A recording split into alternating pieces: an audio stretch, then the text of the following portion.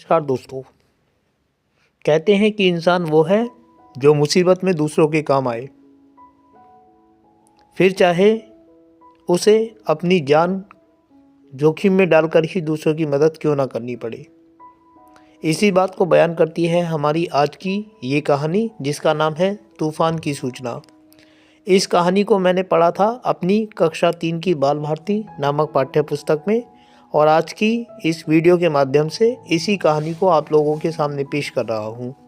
तो चलिए पढ़ते हैं इस कहानी को शुरू से लेकर अंत तक। गोविंदम आज बहुत प्रसन्न है। आज उसके पास अपने शंखों से खेलने का काफ़ी समय है। वह अपना भंडार खोलकर एक एक शंख को देख रहा है। कोई शंख बड़ा है तो कोई छोटा, कोई रंगीन है तो कोई सफ़ेद। उसके पास कई तरह की सीपियों का भी भंडार है। उसने इन्हें समुद्र के तट से इकट्ठा किया है। गोविंदम को शंख और सीपियाँ इकट्ठा करने का बहुत शौक है। वह अपना खाली समय समुद्र के तट पर ही बिताता है। उसके और कई मित्र। दोस्तों, एक खूबसूरत से चित्र में आप समुद्र के तट को देख सकते हैं, जिसमें आप गोविंदम और उसके साथियों को तट से सीपियाँ और शंख इकट्ठे करते हुए देख सकते हैं। भी उसके साथ जाते हैं। तट से वे सीपियाँ तथा शंख चुनकर लाते हैं। गोविंदम के पास सभी मित्रों से अधिक सीपियाँ और शंख हैं। गोविंदम के पिता नाव लेकर समुद्र में मछली पकड़ने गए हैं। वे 2 दिन बाद लौटने वाले हैं। जब वे लौटेंगे तो गोविंदम को बहुत काम रहेगा। वह जाल में से छोटी छोटी मछलियाँ टोकरियों में भरकर माँ के साथ बाजार बेचने ले जाएगा। गोविंदम ने सोचा, आज समुद्र तट पर सभी साथियों को बुलाकर पिकनिक मनानी चाहिए। उसने अपनी माँ से एक छोटी टोकरी में खाना रखने को कहा। माँ ने कुछ केले, इडली और डोसा उसकी टोकरी में रख दिए। पीने के लिए 2 कच्चे नारियल भी दे दिए। फिर माँ उसके दादाजी को खाना देने लगी। गोविंदम के दादाजी बहुत वृद्ध हैं। वे मछली पकड़ने समुद्र में नहीं जा सकते। वे घर में ही नारियल के रेशों से रस्सी बनाते हैं। गोविंदम के सभी साथी अपनी अपनी टोकरी लेकर आ गए। टोकरियों में खाना था। उन्हीं टोकरियों में वे सीप और शंख भरकर लाएंगे। बच्चे अभी कुछ ही दूर गए होंगे कि अचानक एक जोर की आवाज़ सुनाई दी। सभी चौकन्ने हो गए। अरे, यह तो भोंपू की आवाज़ है, किसी ने कहा। सभी आवाज़ की तरफ भागने लगे। घरों से स्त्रियां तथा वृद्ध भी निकलकर बाहर आ गए। एक जीप मछुओं की बस्ती के पास आ गई थी।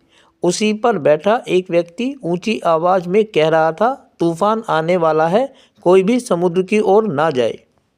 गोविंदम के पिता अन्य मछुओं के साथ समुद्र में मछली पकड़ने जा चुके थे।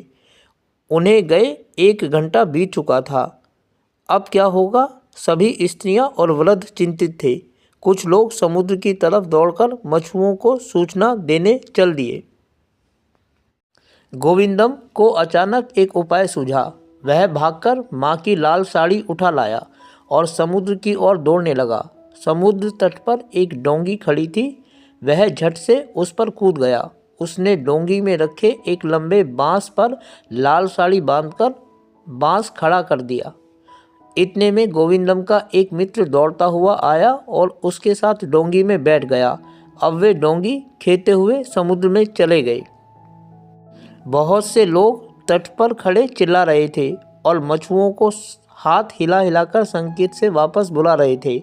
गोविंदम की डोंगी जब कुछ दूर पहुंच गई तो दोनों मित्र ऊंची आवाज में चिल्लाने लगे, लौट आओ, तूफान आने वाला है। दूर नावों पर जाते हुए मछुओं ने कुछ शोर सुना तो वे मुड़कर देखने लगे।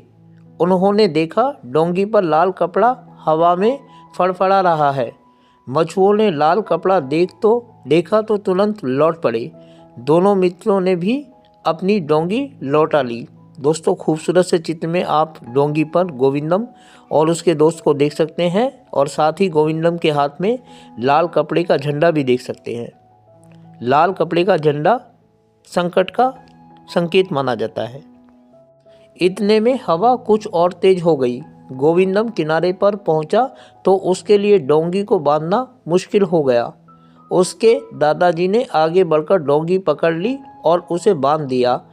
लाल साड़ी अभी भी हवा में फहरा रही थी। आधे घंटे में सारी नावें तट पर पहुंच गई।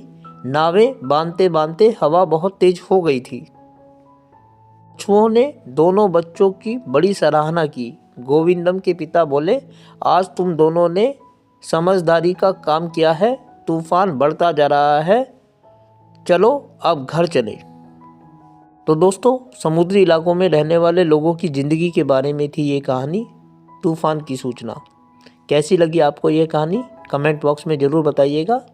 फ़िलहाल आप लोगों से विदा लेता हूँ, लेकिन वादा करता हूँ कि बहुत जल्दी ऐसी ही दूसरी कहानियाँ लेकर आप लोगों के सामने उपस्थित होऊंगा।